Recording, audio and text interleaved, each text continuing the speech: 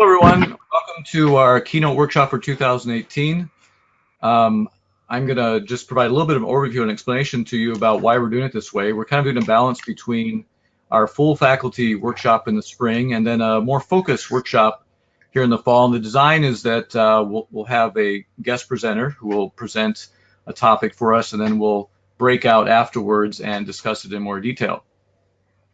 So our presenter this year is Dr. Marcia Lovett, and she is the Associate Vice Provost for Teaching Innovation, Learning, Analytics at Carnegie Mellon University. In addition, she's the Director of CMU's Eberly Center for Teaching Excellence in Educational Innovation, and she's also Teaching Professor in the Department of Psychology, so lots of roles for Marcia. She leads a team of teaching consultants, learning engineers, designers, and technologists to help CMU instructors create meaningful and demonstrably effective educational experiences. She also has published more than 50 articles on learning and instruction. And a central theme of her work is learning science and educational data to improve student outcomes, leveraging that information. She's also co-author of How Learning Works, 7 research-based principles for smart teaching, and her presentation today and tomorrow will be addressing topics in that book. So welcome, Marcia. It's great to have you here with us. And I'm going to go ahead and pass the presentation over to you, and we can go ahead and get started. Perfect. Thank you, Doug, and thank you all for being here today in this webinar. I'm so delighted to be with you all. To get things started, I just wanted to give folks a quick personal narrative of how I got to where I am with you here today and what I hope I have to offer. So I began my career as a learning science researcher, in essence, studying the why behind why different kinds of instructional activities and materials support student learning. Along the way, I discovered that beyond the why, I actually wanted to help improve the how of teaching and learning. So about 10 to 15 years ago, I became a teaching center consultant and have moved up the ranks so that one of the things I work on every day now is supporting my colleagues here at CMU in helping their students' learning improve, and really focusing on the teacher in that so that the process is efficient and effective for the teachers and the students. In this work with faculty, my colleagues and I wrote a book that Doug mentioned, and that will be something that I'm drawing on today and tomorrow. Through the publication of that book, I've also gotten to interact with faculty members from a variety of other institutions and see how these research-backed principles play a role across disciplines, institutional contexts, and so forth. And thanks to collaboration with Doug Barkey and Hannah Miller, I was able to learn about your context. So I hope we can pull that into our conversations today. Without further ado, I think what I'll do is let us focus in on the presentation and get right to showing that. So it looks like everyone should be seeing my title slide right now. I'm assuming that I will hear from someone, if not. Yep, it looks good. Perfect. So what this really starts with is a focus on one element of the book, How Learning Works, which I just thought I'd give a quick background on this book, that it really started from the idea that my colleagues and I had been working a lot in the trenches, so to speak, working with faculty, but also looking at the literature on learning so that our faculty colleagues didn't need to do that. And then thinking about how we could distill that literature on learning into a small number of broadly applicable strategies and principles that would be pertinent across domains, student groups, and a variety of contexts. But most importantly, we wanted the principles that we synthesized in this book to be generative. And what I mean by that is that the principles would not just be a specific tip or tidbit that a faculty member would implement as is, but rather a model for faculty members to think about instantiating into their context and thinking about how that principle unfolds and what strategies it suggests for their situations. So we'll be doing a lot of that work in our sessions today and tomorrow in terms of thinking about these broadly applicable principles and applying them to the context of the Art Institute teaching. There are 7 chapters in this book, and just highlighted here are the foci for today, practice and feedback, and then tomorrow, metacognition, where we'll actually be talking about supporting students to be self-directed learners. But for today, our focus is on practice and feedback, and in particular, a further focus is on the feedback half of that, but both of these topics will be touched on. Before I start and dig into practice and feedback, I want to get some audience participation here, and actually this will help me a lot because it will give me a sense of who's in the webinar today. So I see that Doug has put the poll up. The question is for you to select which of these best fits you, whether you teach courses for the Art Institute, design courses for the Art Institute, do both of those things, or perhaps you have another role. And so picking one of those will give me a sense and will give us all a sense of who's in the webinar today. I'll give folks a moment or two to select one of those options. Good, we're up to about 80% of people have voted so far. Give another 10 seconds. Doug. That's great.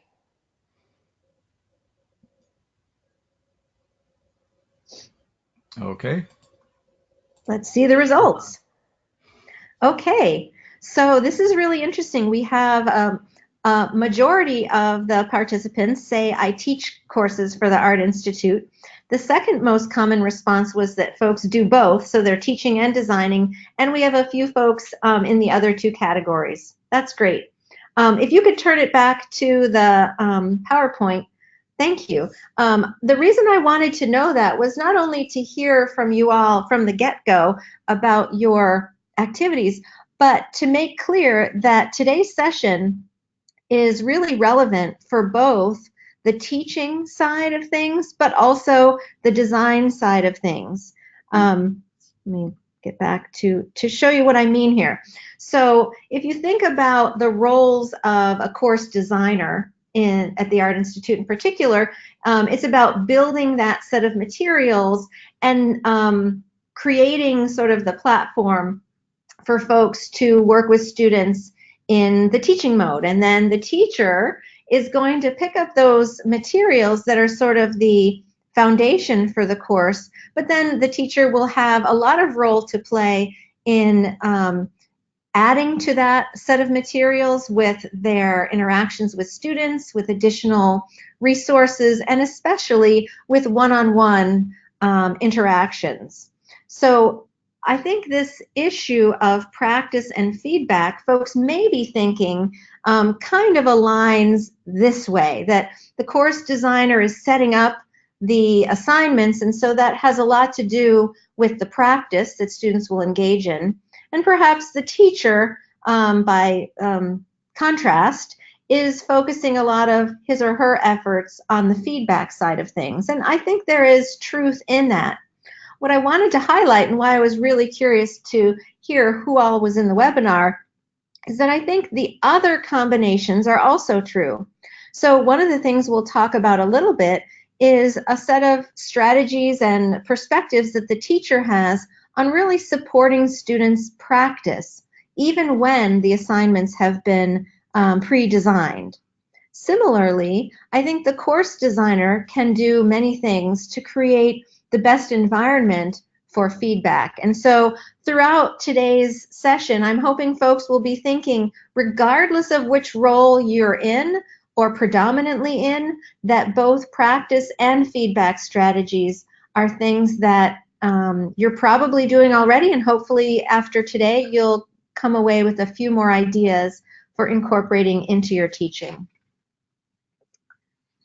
The guiding questions for this session, then, with that focus on practice and feedback in mind, are presented on the screen here. Really, we want to start by looking at the why of learning mechanisms. How do the practice and feedback steps that we can take as faculty promote student learning? What's the mechanism underlying that? And then based on that understanding, which is much from the research literature, how can we help make students practice more productive? And then also, and finally, we'll focus a lot on how can we as faculty deliver helpful feedback, both efficiently and effectively. So we'll be taking those in turn. This figure is the central figure that I use as a model for how practice and feedback work. This is inspired by the research literature on learning, and it highlights a bunch of aspects that we know from the research. It's got a lot of different pieces, so I'll start by focusing us on the outer portion of this diagram. And if you're looking at it, focusing on that outer rim, hopefully you're seeing that the visual really highlights the fact that practice and feedback are part of a cycle, right? That we start by giving students some practice. Maybe we start at that point of the cycle. Students create something or do something that can be observed, and then we provide them targeted feedback so that, cycle continuing, they can actually practice again or further in a way that is guided by the previous cycle. And this is hopefully an iterative loop that continues on and on as students are learning with our support. So that's the first thing I wanted to highlight, that this is an iterative process. And I think based on my understanding of common teaching and learning formats at the Art Institute, I think this iterative cycle approach fits very well, especially with the project-based learning approach, in that students engage in practice to produce a milestone, as you guys label it. Then a faculty member might evaluate the student work in terms of formative feedback, giving students some suggestions on what they might want to adjust or address, and then they continue working on that project, building out the other milestones, but going back to the earlier ones and incorporating the feedback into their final product. So I think this model of practice and feedback as a cycle fits very well. Okay, so now taking our focus off the outer ring, I want to show what is, I think, kind of a novel perspective on practice and feedback that a lot of folks may be thinking implicitly, but is often not explicit in our thinking as teachers. And so this is really highlighting in the visual the fact that goals are the hub, or in some sense the central driver for that cycle or that wheel. The metaphor is, really like a wheel that's driven by the hub, but in terms of how this works in practice, thinking about a focus on goals can really help us as faculty be more effective and efficient. And this is why I think it's really important to emphasize the role that goals can play. It's probably fair to say that everyone on this webinar would acknowledge practice is good. We want students to do it. We probably want them to do more of it. Similarly, feedback is good. We want them to do more of it, but that puts a burden on ourselves. So how can we actually get this cycle moving as smoothly and efficiently? The answer is really by focusing on the goals we have for students' learning. And so as you can see, the goals direct students' practice. We can really focus students to be practicing in a way that's productive. Goals can also help us on the teacher side to evaluate students' performance in a way that's aligned with those goals, and then providing feedback that's targeted and shaped by thinking about the goals. So we're going to see how throughout the rest of this session, how goals are a really central aspect to the mechanism and how we can exploit them to hone our approaches to supporting students with practice and feedback. All right, so that's kind of the general mechanism. What I want to do to start is to focus on the practice part of this and really ask the question, what does the research tell us about this aspect of the practice and feedback cycle? And to start out, I'm going to actually try to break a common saying and say, actually, practice doesn't necessarily make perfect. And I'm drawing this insight from the person depicted on the upper right, Anders Ericsson, who is sort of the guru of studying practice and how it affects learning and expertise. In fact, he has one of the greatest jobs as an academic in my field of learning science and cognitive psychology. He goes around the world and studies world-class experts to see what kind of practice got them where they are at their amazing levels of performance. And so through the work that Erickson has done, he's found that just any old practice doesn't make perfect, but something that he has coined the term deliberate practice is really important for making the most productive use of learners' time. And so you might be wondering, well, what makes practice deliberate?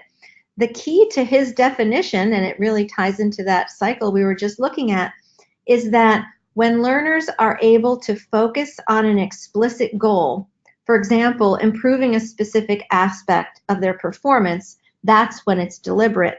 The opposite of practice is when students are practicing without any goal, or maybe they're practicing in a way that misses the goal that you had in mind but hits other goals, or perhaps students are practicing only what they've already mastered, so they're really not getting much. They're putting in the time, but they're not getting much out of it. Now, I hope this is kind of resonating with you. I thought I'd just give a few examples kind of from personal experience myself as a learner, but also working with colleagues and hearing some of their stories of practice opportunities that did and didn't work so well. So just the first example that I think Erickson draws on, as well as I can maybe count many of us in this scenario from personal experiences, when you're studying to play a musical instrument, there are folks who have been playing violin for years, or in my case, playing piano for years. Just putting in the time practicing, with fingers on the keyboard or whatnot, is no guarantee that you will become an expert, but rather thinking about where you can best hone your musical skills will make your practice most effective. And you can imagine you have a piece of piano music to play. This is my history as a youth, and it's most tempting to play the easy parts, the parts you already know, or you play through the piece from the beginning till your first mistake, and then what do? Well, you start at the beginning again, but you end up practicing the parts you already know, rather than really digging in and honing in on the parts that were giving you trouble, which we would then define more as deliberate practice. Another example from a colleague of mine's teaching experience was a case where students were given an assignment to do a group presentation on a project that they had been working on for a while. And my colleague received a kind of panicked call from one of the student groups just a couple days before they were slated to present to the class.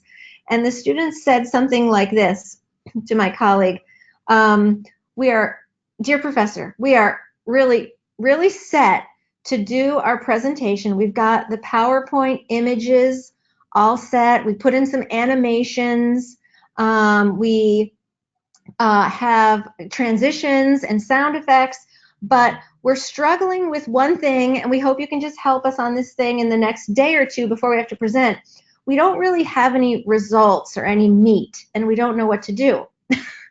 And so my colleague was just aghast, because the students' perception of what, proportion readiness they had was really driven by them spending a lot of time on what he would have called the superficial aspects of the task, rather than the substance of the research project that they were supposed to be working on. So he learned the lesson the hard way, that just telling students to create a presentation and use PowerPoint as the medium was not even close to enough to really focus their practice on the explicit goal that he had in mind. So it was explicit to him, but certainly not to his students.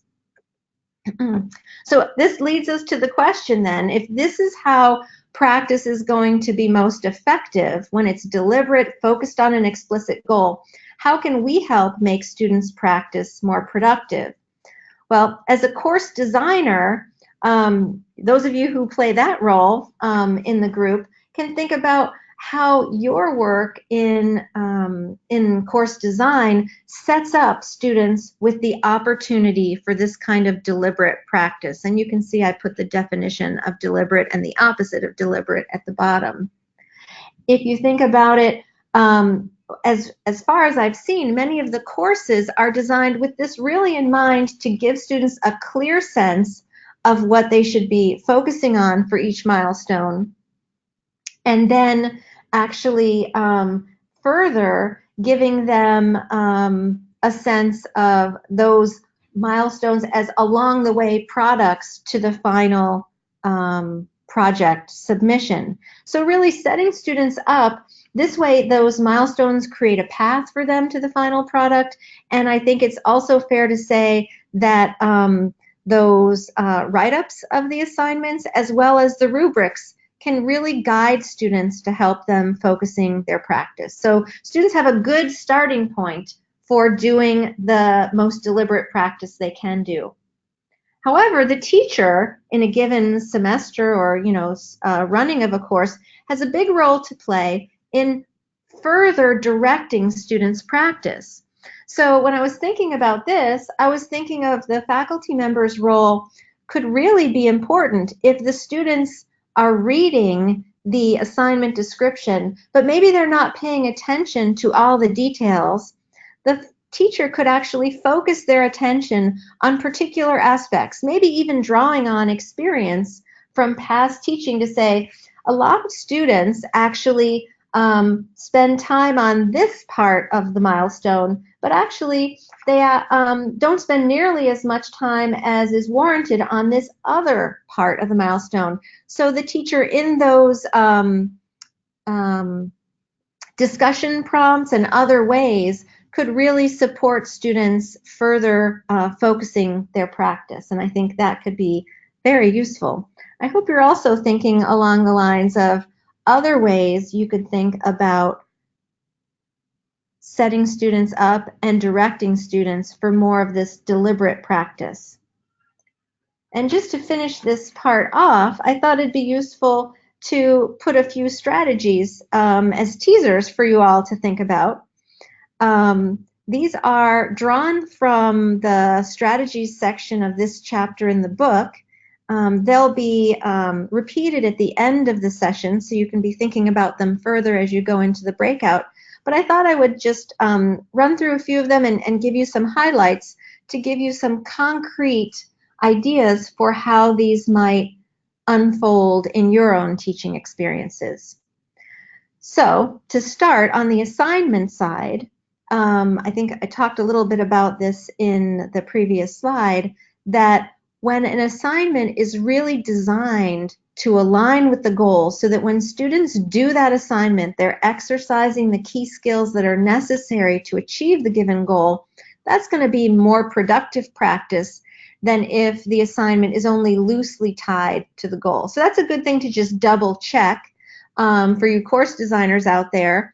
And it really can make a difference, as I said, because students won't necessarily be able to read your mind about the intention of the exercise.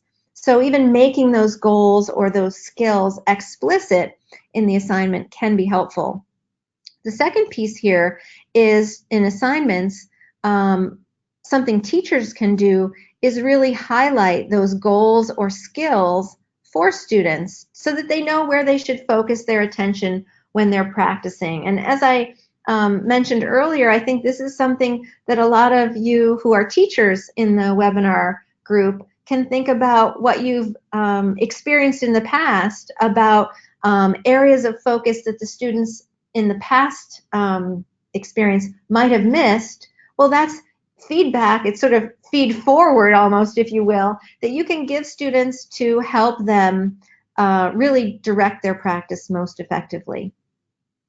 The other set of strategies really, that relates to practice and feedback that I think weaves in terrifically well with the Art Institute formats is the fact that you all are users of rubrics.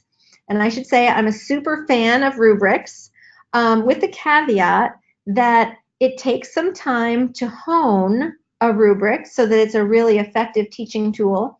and it also takes a little bit of maintenance to make sure that students are actually paying attention to the rubrics that you've been so deliberately creating. So the first point here is to provide students criteria for success in advance, and rubrics are a great way to do that. And I saw that the project, usually the final deliverable, often had a really clear rubric with those success criteria articulated. So that's a really great foundation on which to build in effective practice, because the idea is, as you can see in the third bullet, is that students should be thinking about those rubric elements before they practice and during their practice. I think sometimes students don't realize that, and so what ends up happening is they might actually miss one of the criteria for success when they otherwise could have addressed it in their practice or in their work. So this bottom bullet point here highlights that it's really helpful when teachers can highlight to students or remind them to use the rubrics before and during their practice. And I saw in the demos that I was shown for your course formats that you all have a lot of ways to do that through the discussion prompts and other avenues, creating a little mini video or announcement or something that could really be a timely reminder for students as you're working on milestone 1. Besides looking at how I'm going to give you a grade on that milestone, look ahead to the final project rubric, because that's where I really want you to be focusing when you are working on this milestone. So hopefully those strategies resonate and are things that you're already doing or that you can further enhance in your teaching and course design. I just wanted to end this part by pointing out that really what we're talking about here is the idea of highlighting the goals or skills, making them really clear and explicit for students. And if you think about it, this is actually something that can work in a lot of different ways.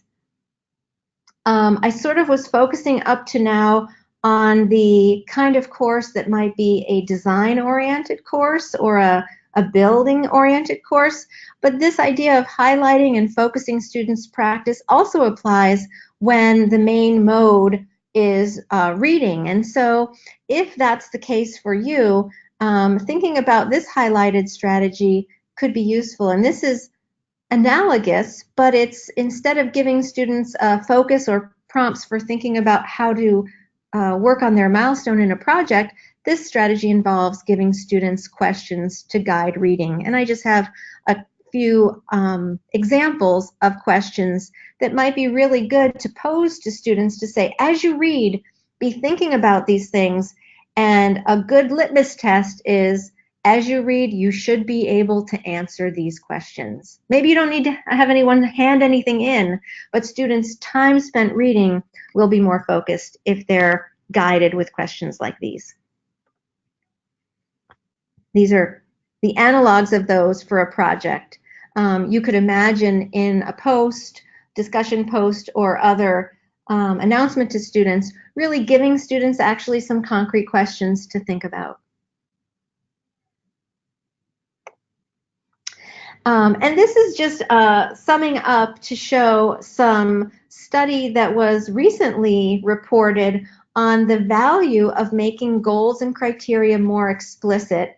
It's a little bit of a busy graphic from the paper, but I did want to reproduce it exactly just to show that these researchers used several different measures. Students' perception of the amount of transparency, students' perception of whether they were developing employer-valued skills, students' perceptions of their academic confidence and sense of belonging in the course. All 4 of those were higher when students were in a course where the instruction or the instructor was more transparent about sharing the goals of an assignment and the criteria for success. So this is just more evidence that these approaches are going to be really helpful for our students. All right, so that's kind of a chunk of the session focused on the practice side of the practice and feedback cycle. We've talked about how practice promotes learning and we've talked about some ways that we can make practice more productive by really focusing in on the goal, making that goal explicit to students, and setting students up so that their practice really focuses on that goal rather than elsewhere.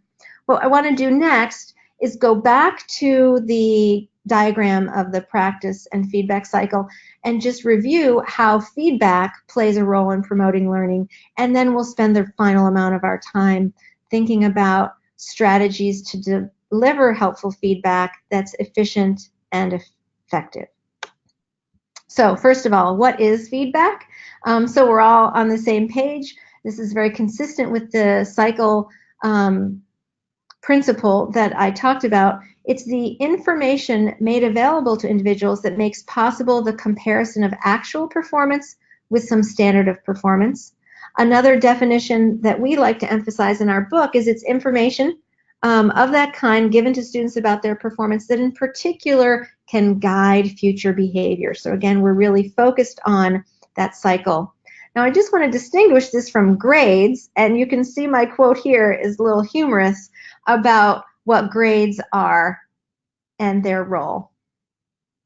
Inadequate report of an inaccurate judgment by a biased and variable judge of the extent to which a student has attained an undefined level of mastery of an unknown proportion of an indefinite material. So this is a bit of a spoof, but the reason I include it, besides the humor value, is to just highlight that feedback is really playing a different role than a grade. It's really designed to help students get better, understand where they were strong, what they should maintain, and how they can get better and improve. Bottom line, feedback and grades are not the same. Now, I wanted to start with a study, but instead of just telling you the study design and the results, I'm going to tell you how this study was conducted, and then pay attention because Doug has a poll for you to see what your prediction would be about which of these treatment conditions would be most effective. So here's how this study was conducted. Students were in a course situation where they were reading passages, and they took an initial test about some concepts and definitions they just read about. And based on that pretest, they were assigned to 3 different conditions. One condition, they got no feedback on their pretest. Okay, that's the top one listed in the upper right. The second group got feedback on which was the correct answer. So if the student answered correctly, it would be indicated, yes, that was correct. If the student had responded incorrectly, the information they would receive is this other response, that was the correct answer. So they would be told the correct answer, regardless of whether they got it right themselves. And then the third group was provided feedback that was actually above and beyond the correct answer. It was actually an explanation of why a certain response was correct. So now let's move on to the next slide, and I'll ask Doug to put this up as a poll.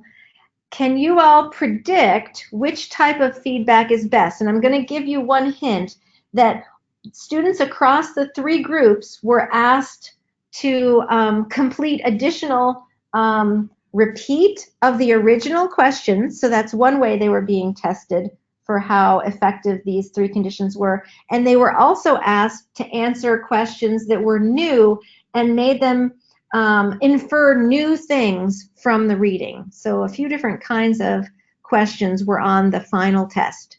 Do you think the correct answer feedback is best? The explanation feedback is best?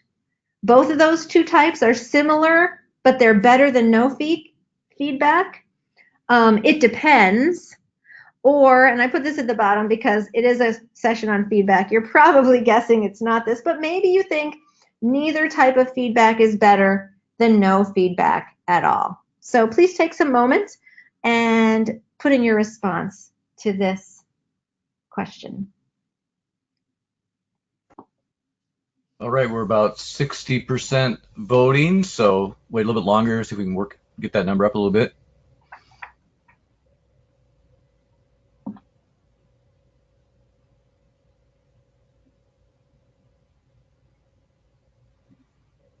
All right, here we go. Okay. Explanation feedback is best is coming from the vast majority of respondents. And then some folks are also endorsing both types, and it depends. Okay, so if you put the presentation back to my PowerPoint, thank you, I'm going to reveal the actual results of this study. So when students were asked the same questions after these 3 different conditions, you can see, interestingly, that both the correct answer and the explanation feedback had about the same benefit. You know, those error bars show that they're kind of overlapping and were quite a bit better than getting no feedback. Where things get really interesting is when students were asked to answer more challenging questions that require an inference from what they had just studied and been given feedback on. And it was here that the explanation feedback really could shine and show that students in that condition benefited the most when they had to apply what they learned to a new situation. So hopefully this is just a bit of seed of evidence that the kind of feedback we give and the richness of the feedback we give can really make a difference in how students are learning and what they can take away from that feedback.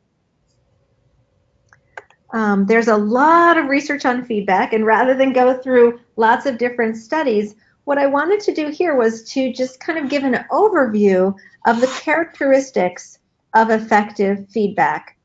And you can see there are 5 qualities here that are being highlighted: that the feedback is specific, it clearly targets aspects of the student's work you're focusing on, contrasting that with feedback that's maybe vague or generic, would not be specific. Effective feedback is also prioritized. So the feedback that hones in on aspects of the student work that are most important rather than covering everything you could.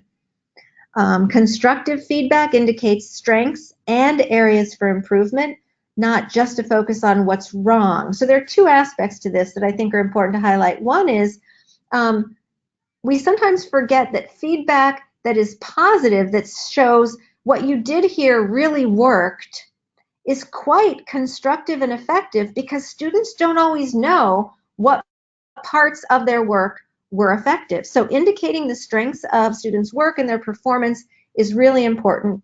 And also, rather than just saying such and such is wrong, guiding students for how they can improve is what really makes feedback constructive.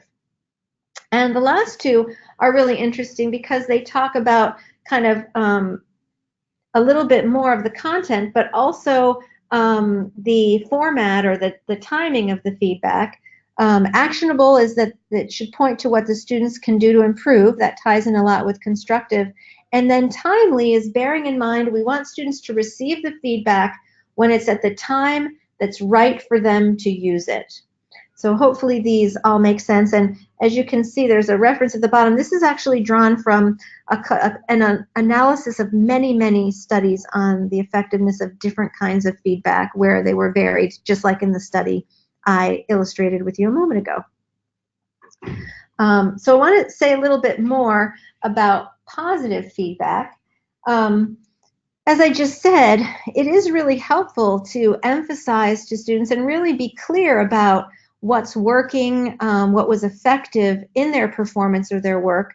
And so that's something we do want to be doing. There's some nuance to that we can gain from the research, and that is if we want our positive feedback to enhance motivation and that long-term motivation that we really want students to engage in, it's best to praise students for their effort and their strategies and the features that are working rather than for their ability. So this would be illustrated by the contrast. Someone were looking at my work, they could say, oh, Marcia, I really like how you put in a lot of work and you focused on this aspect of the project that managed to achieve this thing that was really effective. Your strategy, blah, blah, blah, was really contributing to that success. So you should use that strategy in the future. That would be really helpful, rather than feedback that focuses on ability that might look like, oh, Marcia, you're really great at X, rather than feedback that's focused on how I performed in a given task or context. And one of the reasons that focusing on the effort, the performance strategies are much better than focusing on ability is that students are also going to get negative feedback. And so if they think that the feedback is about some innate ability or quality that they cannot change, we actually would see less adjustment from students, even less learning and motivation. So we really want to focus on how our feedback can help students see their role in contributing to maintaining and improving their strengths. Okay, so now taking the specific and prioritized aspects of practice and feedback, applying it to this cycle, you can see that we can actually make our feedback specific and prioritized and a little more efficient on our end if we go back to focusing on the goals. So if you are giving students practice and you're about to evaluate their performance and give them feedback, research would support the idea that giving them feedback that's very specific and prioritized to what they should be focusing on can be really helpful.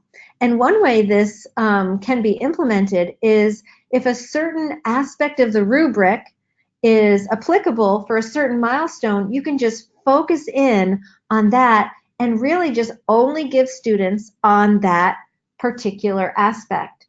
This is you prioritizing what the students should focus on rather than giving them so many things to work on that they really don't have direction. One of the reasons prioritization of feedback can really make a difference is if we give students lots and lots of bits and pieces of feedback, some being easier to incorporate and some being harder, you can guess that students are going to be biased to work on the bits of feedback that are easy to incorporate. And those aren't always the most important ones. So the idea behind strategies tied to these two elements of effective feedback is that if we really prioritize our feedback for our students, we're both making the task a little bit smaller on our end, but actually helping students do better iterative improvement of their work.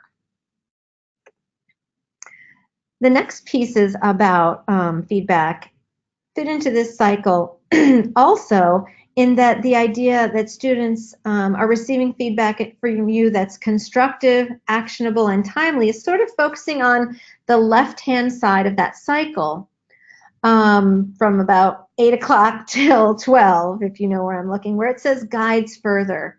So when you're giving feedback, thinking about this part of the cycle can be really important because this is where you're thinking, okay, what do I want this information to do to help my students do better next time or even iterate on this project? So I really want to guide them and shape their practice by giving them that constructive and actionable feedback. That focuses on the content. Timely is a little bit more on the dimension of how you give the feedback rather than what you say in the feedback. And that really is also tied into this idea of guiding further effective practice with feedback. If you give students feedback that's too late in the game for them to actually incorporate it into the rest of a project, well, then they're probably not going to be able to leverage that feedback as effectively, and they might learn less than if you give them feedback in a timely manner when the product is still relatively fresh and they have the time and the chance to do something productive and meaningful rather than just superficially take your feedback into account. Those focus mostly on the what with a little bit of how. I also wanted to focus in on the how side of things, and here's where these strategies can come in. We've already talked about framing your feedback in terms of related course goals, so really just focusing in on the one or two that are particularly relevant to the current deliverable. The idea of constructive is something that folks sometimes call a compliment sandwich. So starting with something positive, including some constructive feedback on some areas for improvement, and then maybe ending on some positive note. There's another approach to feedback that has been shown to be quite effective along with the compliment sandwich, and this is called the high standards with assurance kind of feedback. And this is illustrated when a teacher gives feedback that says, I want you to really target this high standard, and then be clear about what that means for the student in the particular case. And on top of that, setting a high goal for the students, which is keyed in with the first bullet, also assuring the student that you have confidence they can make progress or even reach that high standard. And this is really helpful for helping students see that there's a target that is just, beyond their grasp, and also motivating them to work for it because of your confidence that they can make headway toward that high standard. We also talked about already explicitly identifying strengths versus areas for improvement and really calling out the priorities. So if you feel like there are a variety of things you need to mention, you can't just focus in on one goal or focus for the assignment, at least call out the aspects of your feedback that really, really should guide students' next steps. So using language like the most important thing to review or incorporate in your next project or in your next iteration is this. And even saying that I hope to see these feedbacks on this and this incorporated can really help with that prioritization.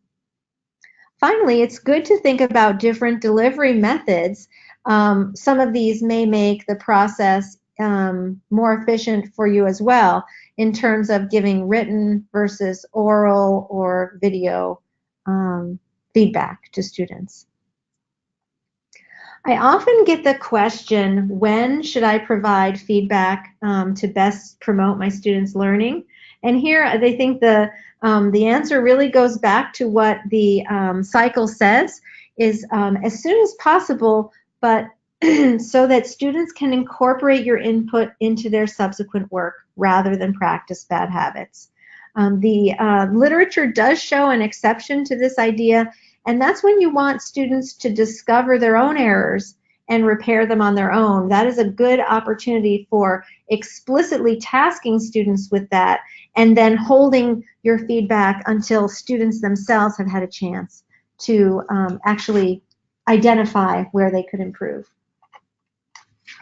Okay, so to make this efficient, here are some things to think about regardless of the approach, whether it's oral or written, or video. You can give students group level feedback on common errors, especially for lower stakes assignments. This is a really nice way to get the right message out there and to be efficient on your side.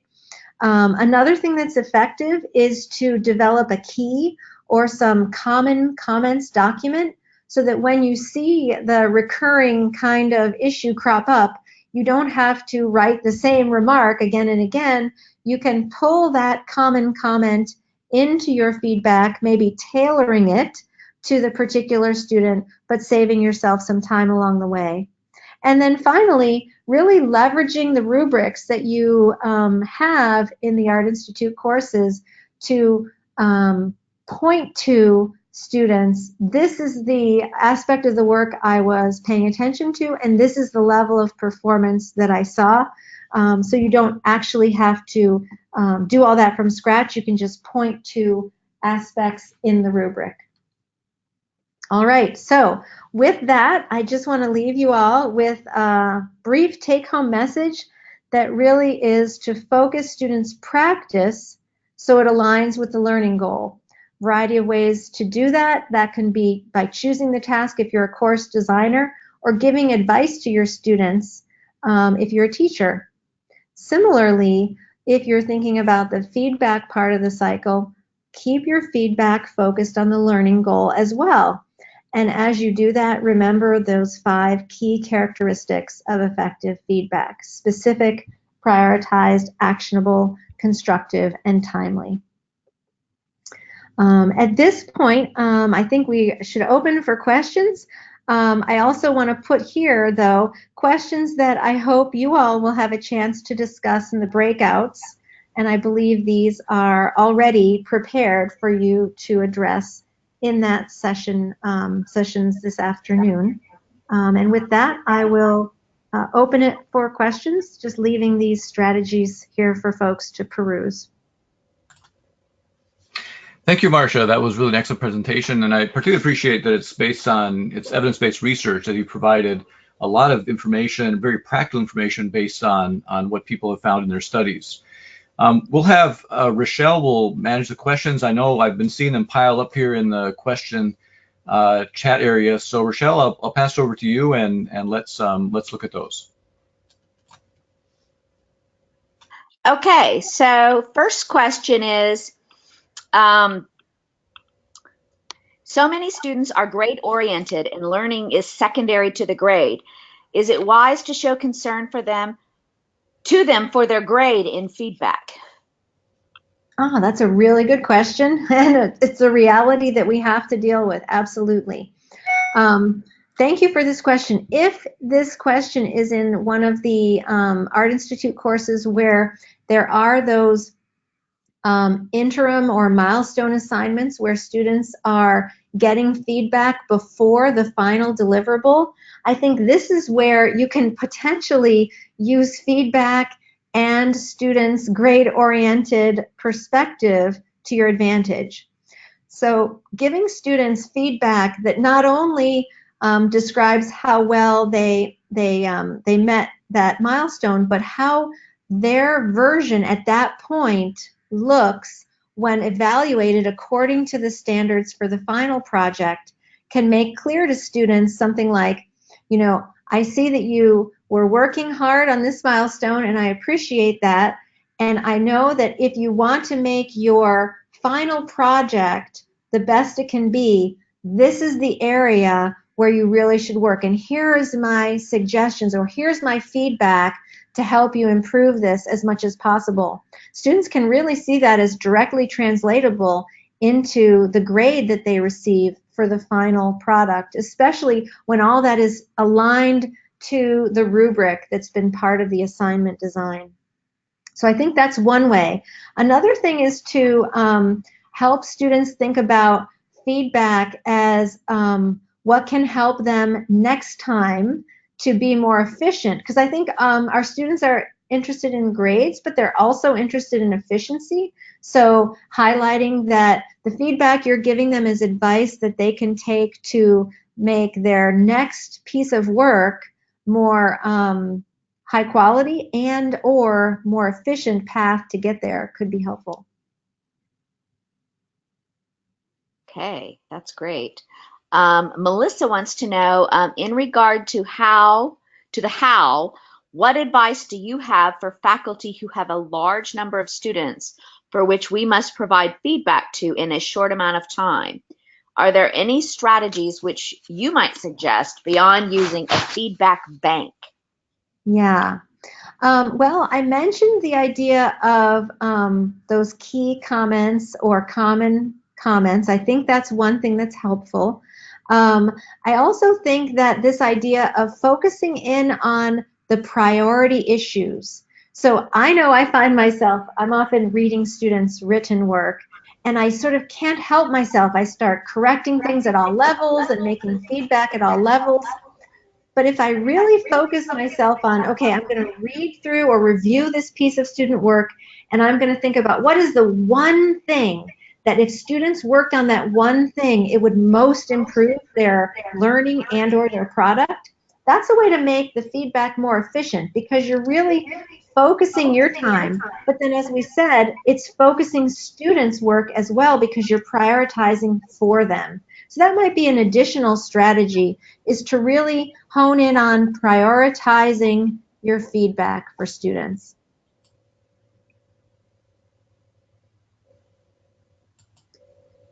Joe asks if you know of the book Teachers Without Goals, Students Without Purposes by Henry Perkinson. No, but it sounds quite relevant. So thank you for mentioning it. Rochelle, who was the author again? Henry Perkinson? Okay, I'll look into that. Thank you. All right. Any tips for addressing feedback without looking like it's pre-grading the work? Sorry, could you say that one again, Rochelle? Sure. Any tips for addressing feedback without looking like it's pre-grading the work? Ah, pre-grading, as in P-R-E? Yes, P-R-E. Got it. Right, right. I think really focusing on the idea that this is to help students improve, not only for their final grade, but helping students improve their approach or to improve their processes and their skills. And that's also really useful because we want our feedback to be more generalizable for students than just what they should do on this particular assignment. So any way you can signal to students, here's where I see your skill could use some improvement or development. And if you do such and such on this assignment, not only will that help you on the assignment, but that will help you develop this skill for the future. And that's really what I care about, is your development of these skills, these processes. And that would be, I think, a good way to emphasize not just the grade aspect and the pre-grading, but really trying to be constructive for helping students develop in their skills and expertise.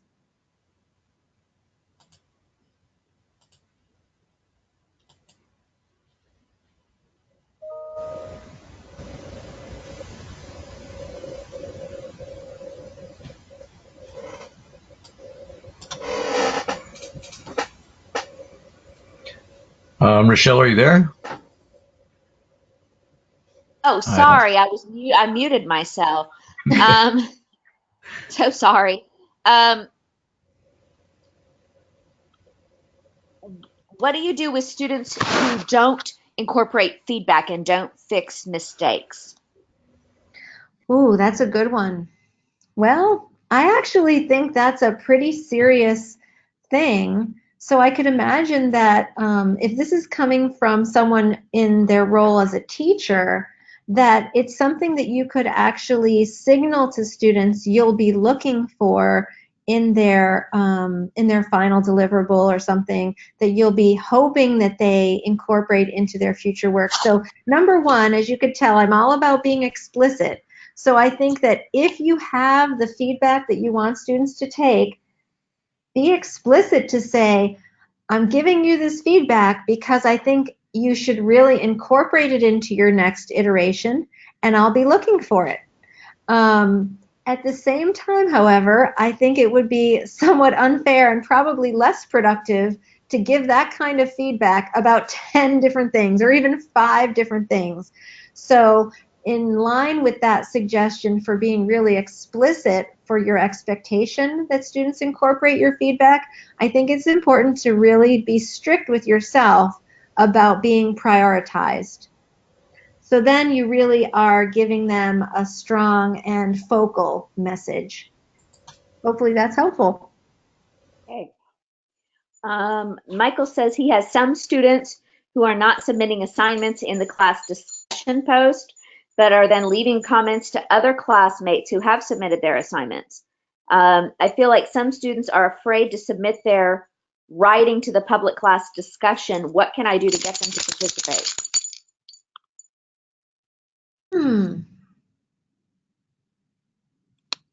So this sort of this is a great question again. It sort of extends beyond the realm of practice and feedback into students' I think sense of safety and perception of what the learning process is like. Feedback can play a really powerful role in helping us grow and learn, and especially when it feels low stakes and when students feel safe to take risks in their classroom community. this is when it can be most productive. I could imagine students, there are two reasons why students might have this issue. Number one is they're feeling low confidence or low sense of their own abilities in a particular area.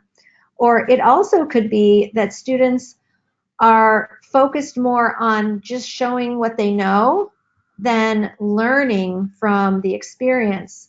What we can do as teachers to help with both of those is really to emphasize what the process of learning looks like, and to emphasize that sharing work that is not perfect is natural. It's the name of the game. It's to be expected. And that the idea that the reason that we do that is so that we can learn from our peers, from our teachers, and get better. And the real goal is not to be necessarily perfect out the gate, but to do work that can be improved based on feedback. It's sort of like an agile design philosophy. Maybe that would appeal to some students. Or also just the idea that it's a natural part of the learning process to be receiving and giving and incorporating feedback. Thank you, Marcia, and thank you everyone for all your questions. We've reached our hour. We do have the follow-up breakout sessions, and I wanted to point out that there's a link in the chat. The first post in the chat box is a link to the page where you can register for those breakout sessions. They're divided up pretty much by program, so that'd be a great place to follow up with a couple of still pending questions. Also, tomorrow we'll be having another session. Make sure you register for that. That link has also been posted, and Marcia will be coming back and focusing on how to help students reach a self-directed level of learning. Well, thank you very much, Marcia. Really excellent presentation, very useful, and I'm sure we're going to have a lot of discussion in the breakout sessions. And we'll see everyone tomorrow.